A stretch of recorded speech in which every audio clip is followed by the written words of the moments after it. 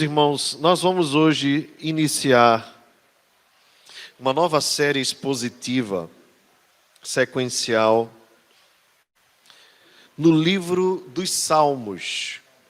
Nós vamos estudar os cânticos de romagem, ou os salmos de romagem. Abra sua Bíblia, portanto, no livro dos Salmos, no Salmo 120.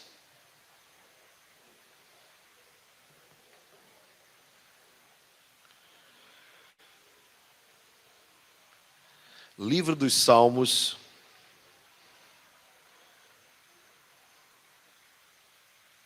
Salmo 120.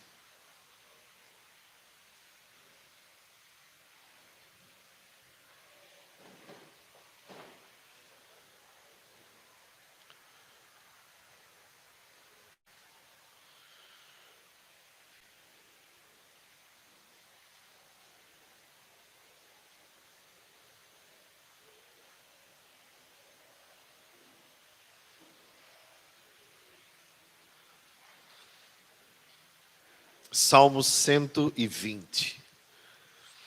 O livro dos Salmos fica no meio da Bíblia. Você vai então para o capítulo 120. Aquele número grande, se você não tem tanta habilidade, é o capítulo 120. Diz assim a Escritura: na minha angústia clamo ao Senhor, e Ele me ouve. Senhor, livra-me dos lábios mentirosos, da língua enganadora. Que te será dado, ou que te será acrescentado, ó língua enganadora? Setas agudas do valente, e brasas vivas de zimbro. Ai de mim, que peregrino em Meseque e habito nas tendas de Quedar. Já há tempo demais que habito com os que odeiam a paz. Sou pela paz. Quando, porém, eu falo, eles teimam pela guerra. Vamos orar, queridos irmãos. Senhor nosso Deus, Pai querido, nesse instante em que abrimos a Tua palavra, o nosso coração se comove diante dela, pela autoridade que ela tem sobre todos os pensamentos e intenções do coração humano. Senhor, santifica-nos na verdade. A Tua palavra é a verdade. Lâmpada para os nossos pés é a Tua palavra e luz para os nossos caminhos. As Tuas palavras são mais doces do que o mel e do que o destilar dos favos. Alimenta-nos, pois a Tua palavra alimenta a nossa alma. Corrige-nos, exorta-nos, encoraja-nos, repreende-nos, consola-nos. Faz, ó Deus, pelo Teu Espírito o que Te apraz, o que for do Teu querer com as nossas vidas, através da exposição da Tua palavra. E que saiamos daqui não apenas mais conhecedores, o que é muito importante, mas acima de tudo praticantes da Tua palavra. Que aqui, Senhor, saiam cristãos decididos a serem mais semelhantes a Ti. Nós Te pedimos essas bênçãos, Te rogando também que Tu nos abra os olhos espirituais para que possamos enxergar as maravilhas, a beleza e a graça do Teu Filho Jesus Cristo na Tua palavra. Nós Te pedimos em nome de Jesus, Teu Filho. Amém. Amém. Meus irmãos, eu gostaria de trazer a vocês uma palavra introdutória sobre os cânticos de romagem. Romagem, como o próprio nome nos faz lembrar, nos lembra romaria. É aquele costume que os povos têm de irem para algum lugar específico, saindo de suas casas, de suas habitações, de maneira comunitária, para algum local de adoração. Aqui no Brasil, nós temos algumas romarias que são promovidas pelos romanistas. Nós, cristãos, protestantes, não temos costume, por não entendermos que existem locais sagrados especificamente, que nós é que somos esse local de adoração sagrados. No máximo, a romaria que nós fazemos é a romaria de virmos a este local aqui para nos reunirmos. Mas nem se assemelha às verdadeiras romarias, né, onde pessoas saem e andam quilômetros, às vezes até dias, até chegarem a algum local. Israel também tinha esse hábito. Todo israelita deveria, pelo menos uma vez por ano, às vezes 3, e quando podiam até mais, se dirigirem a Sião, em Jerusalém, onde estava o templo do Senhor construído. E saíam então as tribos das suas casas, e as pessoas já saíam de casa levando os seus animais cevados para que fossem oferecidos no templo. Isso fazia então com que a perspectiva do salmista ou dos salmistas a respeito deste evento fosse algo grandioso e glorioso. Você imaginar naquelas ruas empoeiradas de Jerusalém, às vezes no meio de Israel, né? Às vezes no meio do deserto, o povo saindo e você olhar e ver aquela multidão seguindo com os jumentos, carregando os utensílios, eles iam necessariamente por conta da longa viagem, construindo tendas no caminho, armando e desarmando tendas para o período do descanso. Mulheres grávidas, homens velhos, crianças, jovens, gente de todo tipo se dirigindo ao mesmo local. E como o templo estava no meio, ao redor das 12 tribos, então, quando estava próximo à cidade santa, próximo a Jerusalém, próximo ao Monte Sião, aquele evento se tornava uma coisa espetacular. Milhões de pessoas se dirigindo para o mesmo local, aquele tumulto, aquela aglomeração santa para a glória de Deus. Por conta disso, os salmistas, então, fizeram cânticos para a romaria, para a romagem. Esses cânticos vão do Salmo 120 ao Salmo 134. São os salmos que nós vamos trabalhar todos os domingos, expor, se Deus permitir assim, até o final do ano.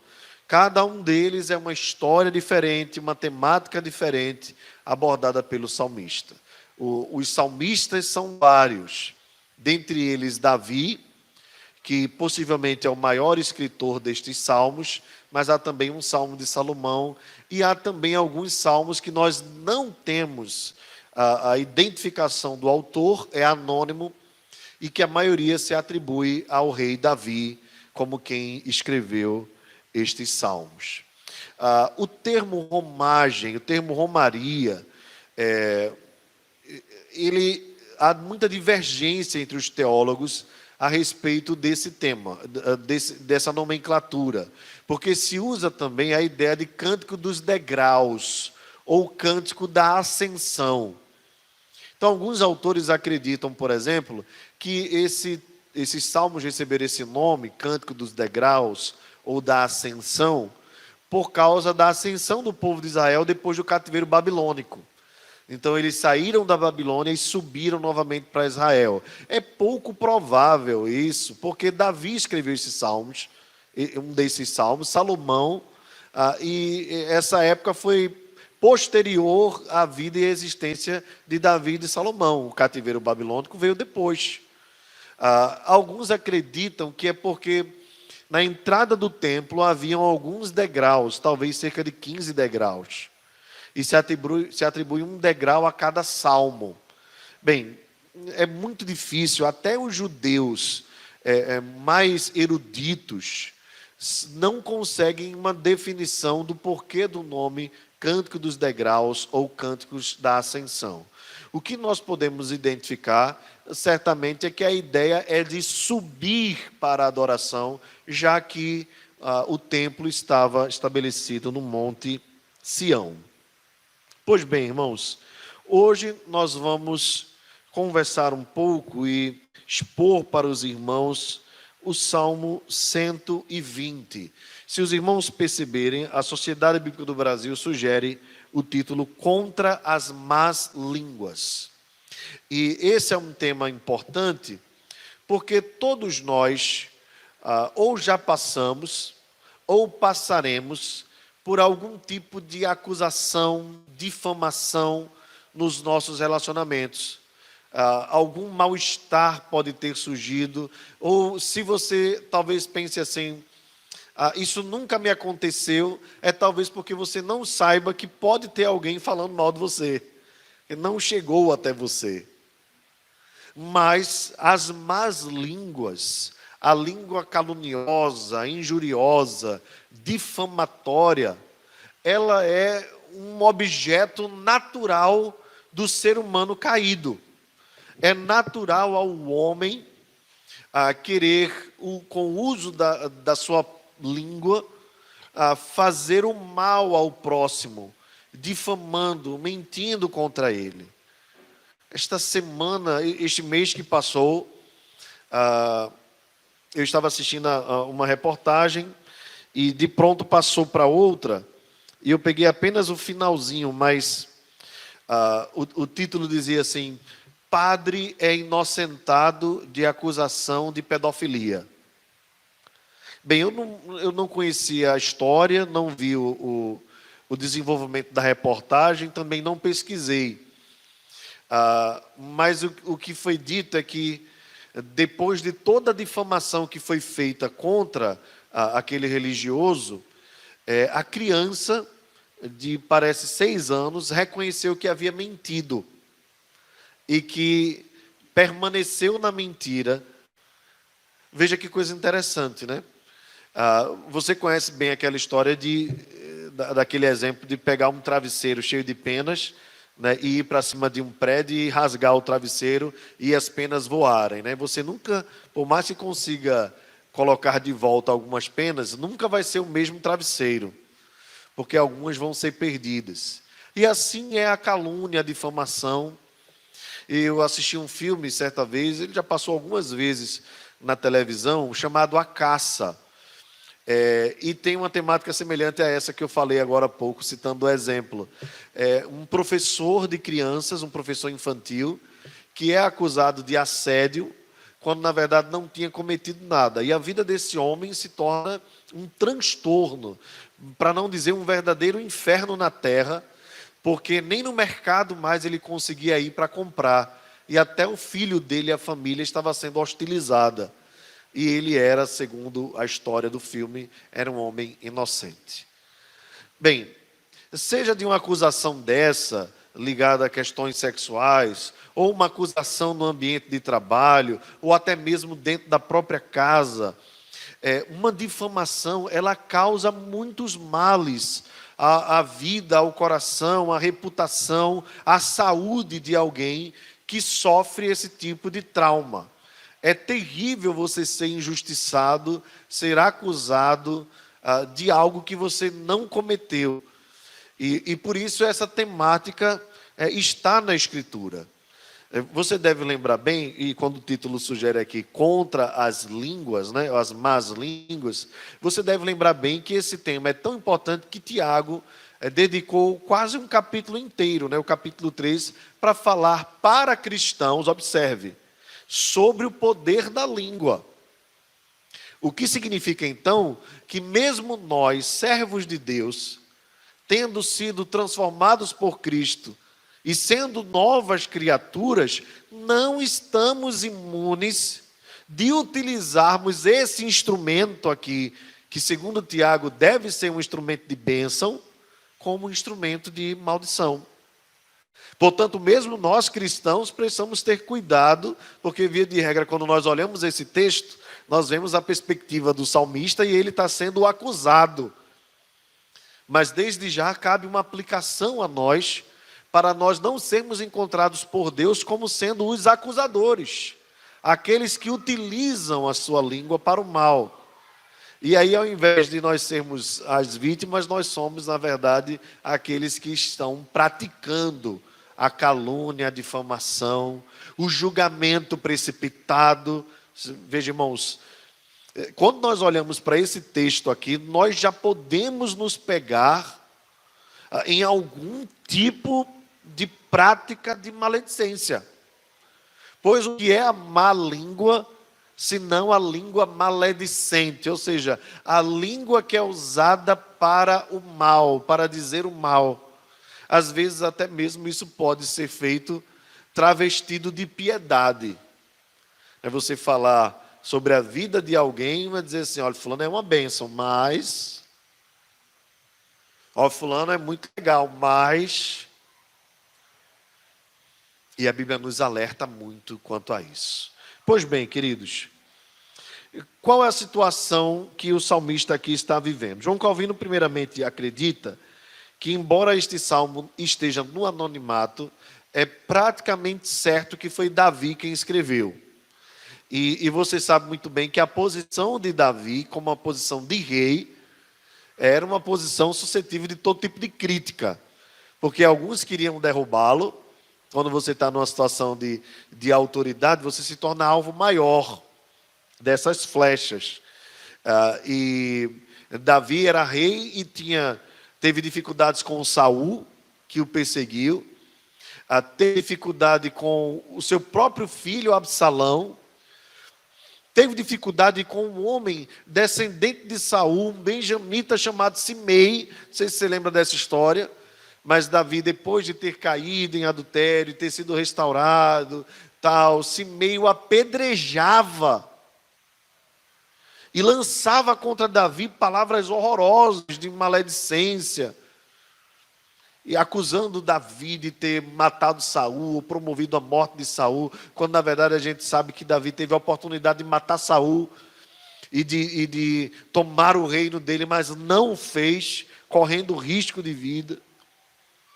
E quando Davi recebeu pedradas daquele homem, se aproximaram homens ao lado dele, dizendo assim, os filhos de Zeruia, né? Não sei se você lembra desse nome, dizendo assim, o que esse cão morto faz com o nosso rei? É só tu dar uma ordem e nós resolvemos o problema. Eram os valentes de Davi, os homens fortes. E Davi diz, deixa ele me amaldiçoar. Deixa que ele me amaldiçoe. E Davi chega até a dizer assim, será que não foi para este fim que Deus o colocou aqui? Então Davi era um homem extremamente piedoso.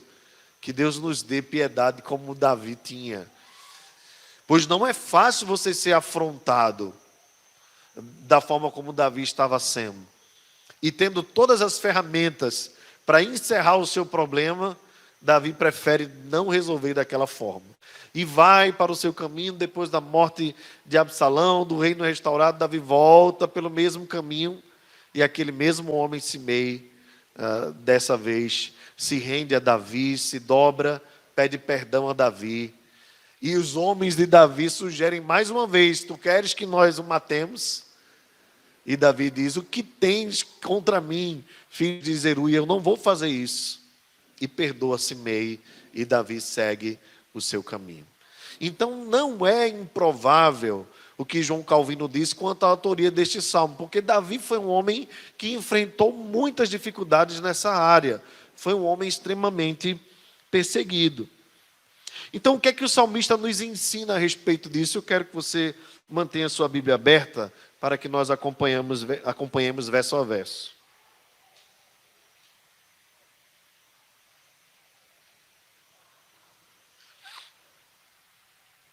Davi diz assim, na minha angústia, clamo ao Senhor e Ele me ouve.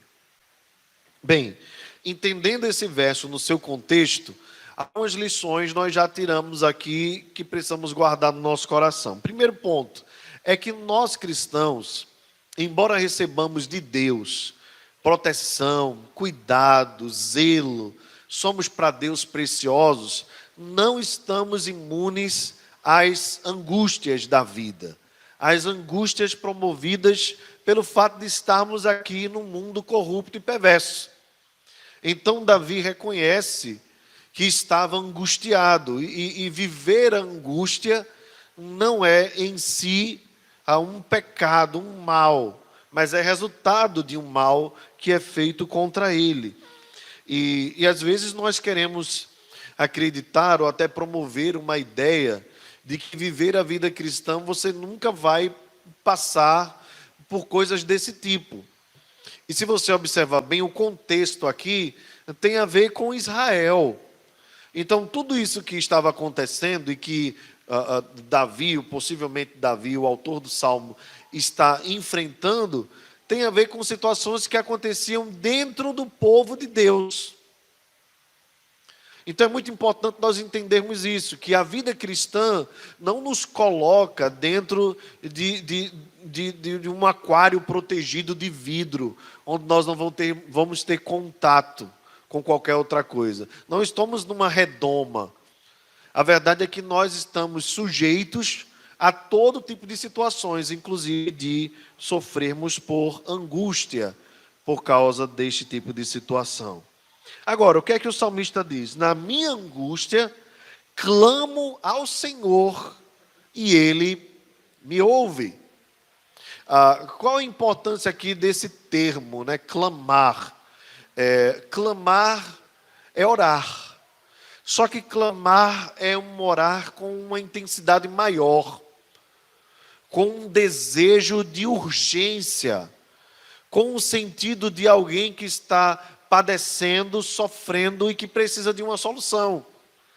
Então Davi já nos ensina na sua tribulação que nós devemos, quando estivermos angustiados, recorrermos a um Deus que sempre nos ouve, que nunca está surdo ao nosso clamor e nem distante para que não possa ser alcançado pela nossa voz. Na verdade, Ele sonda e conhece os nossos corações, e ainda a palavra não nos chegou à língua, o Senhor já conhece toda, como diz o Salmo 139. E embora Deus conheça o clamor do nosso coração, esse clamor precisa ser revelado através da oração. Isso é terapêutico para nós. Porque nós poderíamos pensar assim, usando uma lógica. Se Deus sonda o meu coração e conhece o que eu passo, então eu não preciso falar para Ele o que eu sinto, porque Ele já sabe, ou seja, eu não preciso orar. Não é essa a lógica.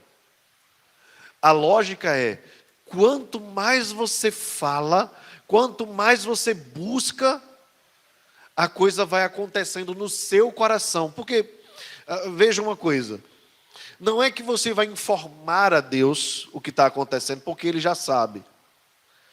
Não é que você vai tentar convencer Deus a resolver o seu problema, porque Ele vai resolver no tempo, no modo e no jeito dEle.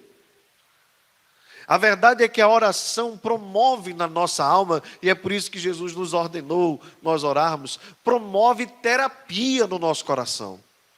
Nós somos transformados. Certa vez perguntaram a C.S. Lewis, quando sua esposa estava enferma, numa enfermidade quase fatal, porque ele orava e como ele orava, e se ele orava para que Deus mudasse o quadro, e ele disse assim, eu oro não para que Deus mude o quadro, eu oro para que Deus me mude. Então a oração promove isso, faz com que você não reaja como humanamente poderia reagir, para que você não tenha um comportamento estranho à vontade de Deus, diante da situação que você está enfrentando.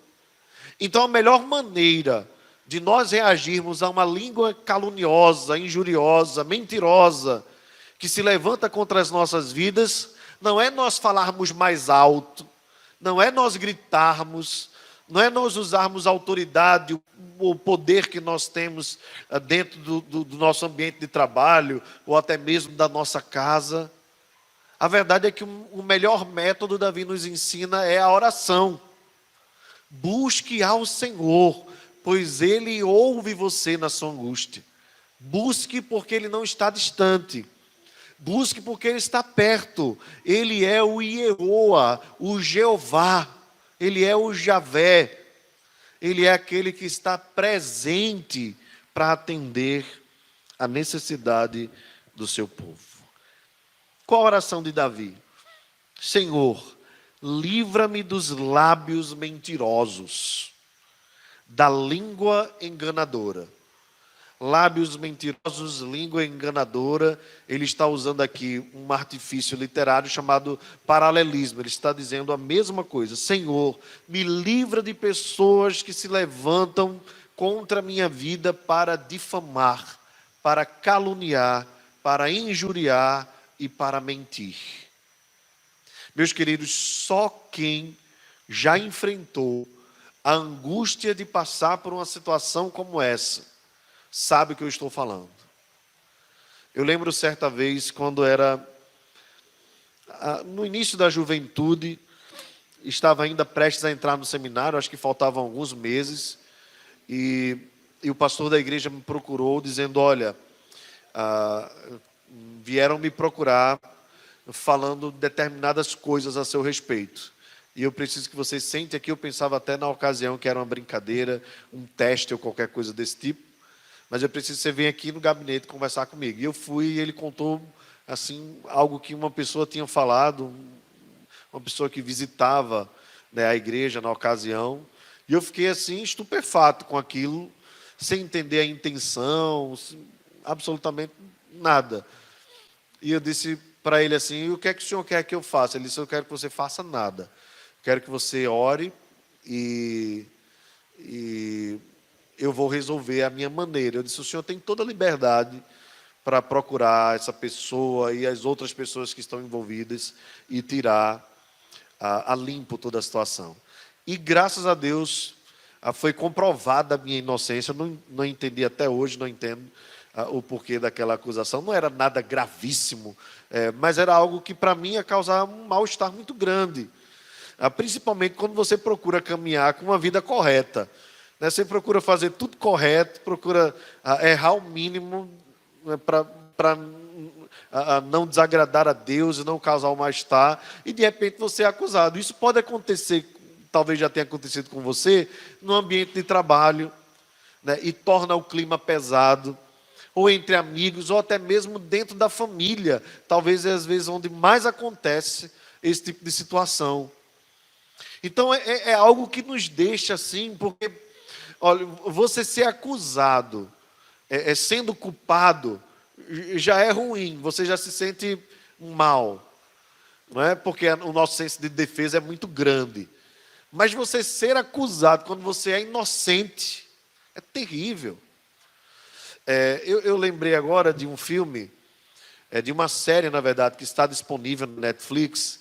Recomendo muito esta série. Deve ser, claro, tudo que você recebe você deve usar um filtro, né, uma peneira. Mas há uma série na Netflix chamada Olhos que Condenam. Eu não sei quem já assistiu aqui. Quem já assistiu, por favor, dê um sinalzinho aí. Olhos que Condenam. É uma série com 4 episódios e depois uma entrevista com a jornalista Oprah. E foi ela quem foi praticamente quem deu a ideia de se fazer, né, e foi comprada a ideia. E ela conta a história, você vai descobrir logo no início, né, porque o foco não é descobrir quem praticou o mal, então não estou dando spoiler, né, mas a história é a seguinte: 4 jovens que estavam fazendo um rolezinho, né, nos Estados Unidos, lá na época, eu acho que anos 80, começo dos anos 80, né, foram acusados de um estupro e agressão de uma jovem branca que estava correndo num parque. Eles estavam a alguns metros próximos, mas não foram eles que praticaram aquilo. Mas por conta do racismo, a gente sabe questões muito fortes nos Estados Unidos, a gente sabe também que existe muito mimimi, né?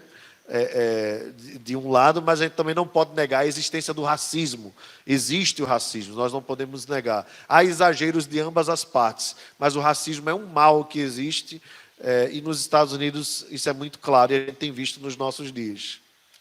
Enfim, a história vai discorrer em torno da vida daqueles jovens na cadeia e de como houve o desfecho da história lá. E aí eu não posso realmente seguir para não dar o spoiler e não quebrar o clima aqui do filme para vocês, né? Mas recomendo muito que vocês assistam Olhos que Condenam, está disponível na Netflix. E depois que vocês assistirem esse filme, vocês podem assistir a entrevista de Oprah com esses 4 jovens nos dias de hoje, eles contando de fato como passaram por toda aquela situação. Mas quem vive a calúnia e quem sofre as consequências da difamação e da mentira sabem bem o que eu estou falando. Num nível ou no outro, às vezes são levados traumas para a vida inteira daquela situação. Eu penso, por exemplo, como eu citei no início, a história desse padre que foi acusado de pedofilia. Bem, pode os anos se passarem, mas o trauma vai ficar no coração dele. E as pessoas, quando olharem, vão lembrar: olha, aquele foi o padre que foi acusado. E pode ser até que pessoas continuem acreditando que ele foi culpado. Então é terrível quando se levanta uma calúnia e pensando direitinho, irmãos, as pessoas não precisam absolutamente de nada, de nenhum elemento hoje, para levantar uma calúnia. É simplesmente falar. Elas precisam apenas de um coração maldoso e simplesmente falarem. E a coisa pode tomar proporções e dimensões que nós nem imaginamos. Então é por isso que Davi ora dizendo: Deus, me livra disso. Me livra. Esse é um tipo de livramento que nós precisamos pedir sempre a Deus. Me livra, Senhor, disso. Aqui então o salmista vai interagir, claro, no seu próprio salmo, com aqueles que praticavam isso. Ele diz assim: que te será dado, ou que te será acrescentado à língua enganadora? Em outras palavras, Davi está dizendo como forma de desabafo: o que é que você ganha com isso, ao difamar alguém? O que é que você ganha? Qual é o benefício que isso traz? Às vezes pode trazer um benefício. Às vezes as pessoas fazem isso para ganhar uma promoção no ambiente de trabalho, porque percebem que o outro é mais capaz, ou porque o outro teria oportunidade, então difama, não é só para... Então, mas na verdade essa é uma forma poética de dizer assim: para quê? Para quê? Setas agudas do valente e brasas vivas de zimbro. Você deve lembrar bem que naquele período, uma das formas de combate, uma arma de combate, eram as flechas, né? Então, quando Davi diz assim, setas agudas do valente, ele está dizendo, é como um valente, a língua enganadora, é como um valente ter uma flecha afiada em sua mão. Ele já é forte. Quando ele puxa o arco e solta aquela flecha, ela toma proporções terríveis e podem ferir alguém e ferir de morte. E mais, diz assim, brasas vivas de zimbro.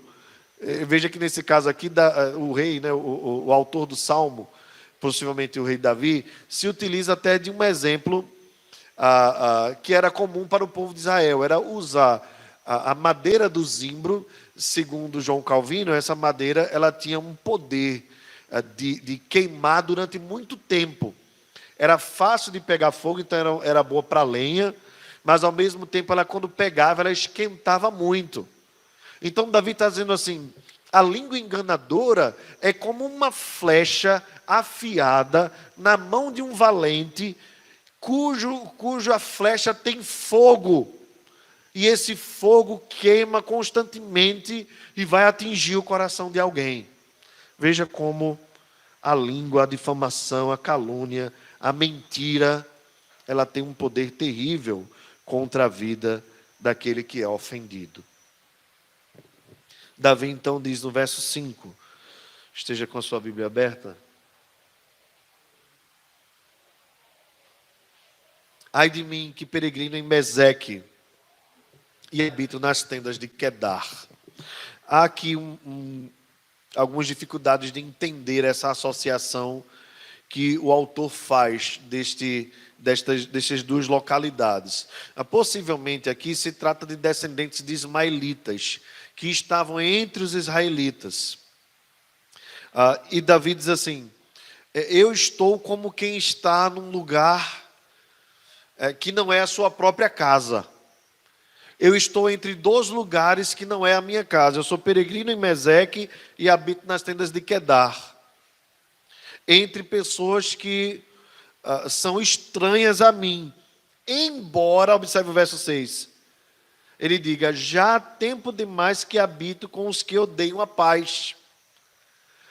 Ou seja, Davi está dizendo assim, em outras palavras, essa língua enganadora, difamadora, acontece entre o meu próprio povo. É como se eu estivesse num lugar estranho, mas não estou. Pessoas que eram comigo, hoje se voltaram contra mim. E essa é uma sensação terrível.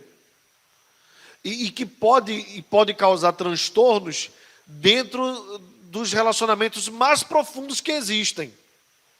Quando, por exemplo, um marido difama a mulher, ou quando a mulher difama o marido. Pode acontecer. E às vezes isso pode causar até um divórcio. E às vezes até mesmo depois do divórcio acontecem difamações. E situações acontecem de terem até filhos em comum, mas ex-maridos e esposas não se falarem mais e a situação se torna complicada. Isso pode acontecer entre irmãos, entre parentes. Existem situações estranhas em famílias, de irmãos que não se falam, de pai que não fala com o filho, de filho que não fala com o pai. Terrível. E isso tudo muitas vezes motivado pela difamação, pela mentira, pela injúria, por coisas que foram promovidas. Bem, eu estou citando aqui o ambiente familiar para dizer para os irmãos que se esse é o ambiente mais profundo dos nossos relacionamentos, por quem nós temos mais apreço, que é a nossa própria casa, imagina nos outros ambientes. Pessoas que nós convivíamos, pensávamos que eram nossos amigos, se voltando contra nós. E aqui deixa eu aproveitar que a quarentena acabou promovendo isso, né? Eu, pelo menos, assisti mais filmes. E um dos filmes que eu assisti, que eu gostei muito, e esse aqui eu não posso falar quase nada sobre ele, mas indico para você, é claro, mais uma vez usando a peneira, retendo o que é bom, tendo cuidado com cenas e cenas, mas um filme muito interessante é O Limite da Traição. Não sei se você já assistiu na Netflix, mas está disponível lá.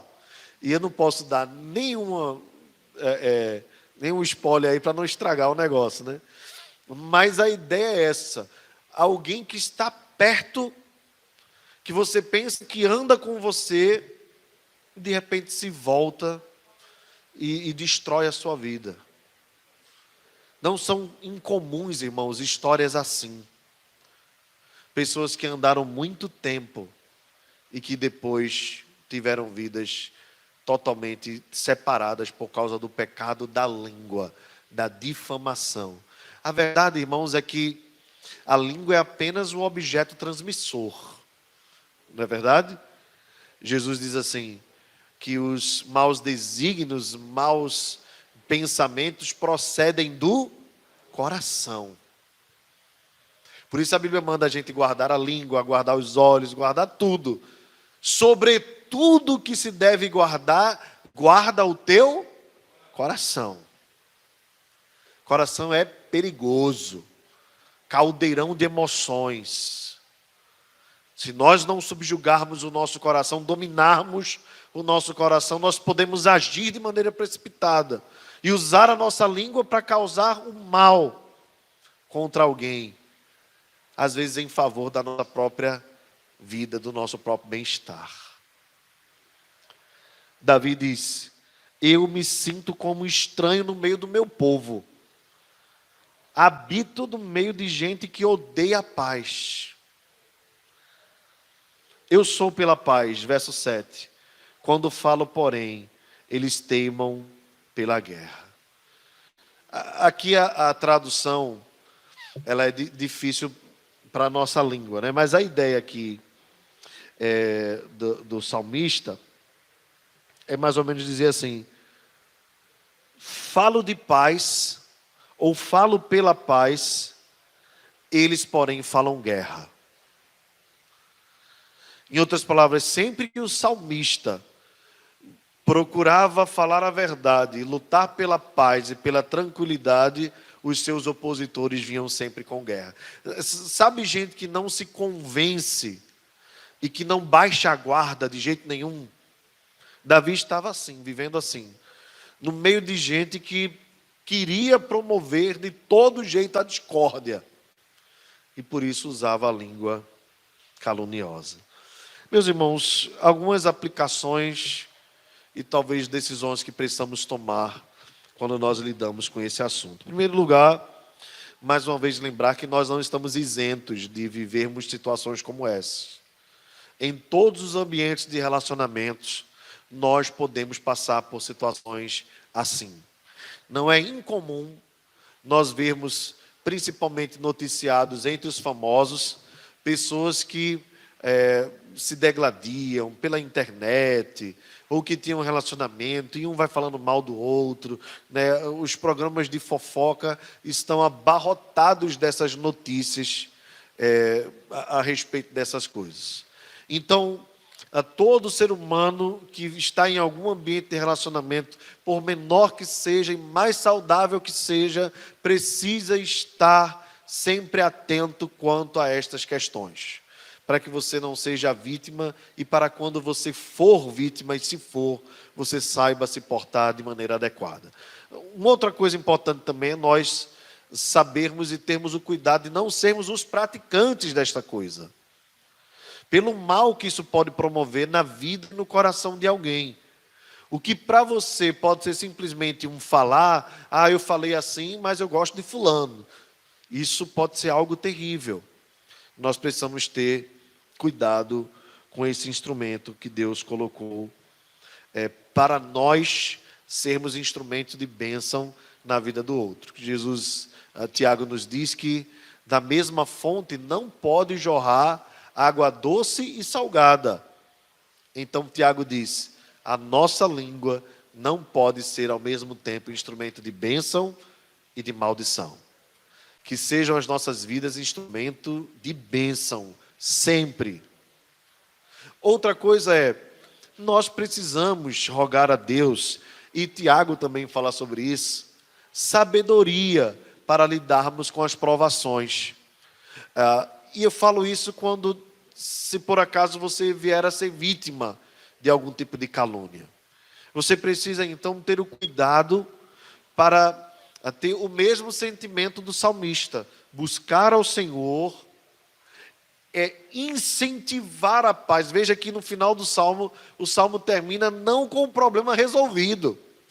Percebe isso? O salmo não termina dizendo assim, depois que clamei ao Senhor, depois que fiz isso, agora cessaram as línguas, rendei graças ao Senhor, porque Ele é bom, aleluia. Não termina assim. O salmo termina deixando claro que a coisa continuou. Mas Davi continuou sendo pela paz.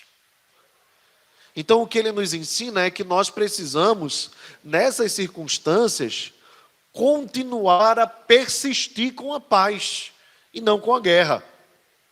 Evitarmos ao máximo a promoção da guerra, a não dar, como nós usamos aqui no